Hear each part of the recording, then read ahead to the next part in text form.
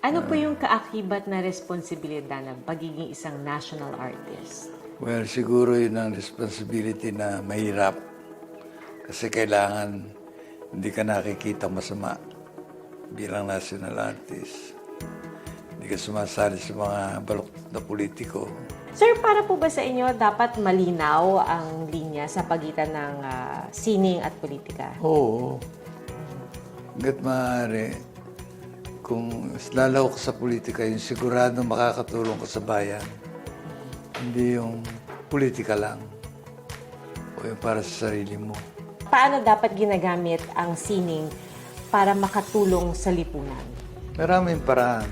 Pwede mong gamitin ang sining na direct para sa edukasyon. Pwede mong gawin ang sining na pang-aliw.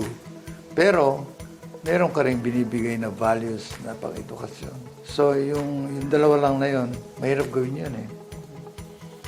Doon nahihirapan yung mga tao, kaya gusto lang nila mga personal na kanila sinusulat eh. Personal na pag-ibig, personal na kalungkutan, personal na mahilig sa pagkain, personal na paglalasing. Madaling gawin yung kasi wala kang kahit anong konsensya na kailangan pag-isipan. Okay lang yan para sa akin, pero hindi yun ang uri ng sining na nakakatulong sa kapwa mo. Kailangan nakakatulong ka sa kapwa mo tao.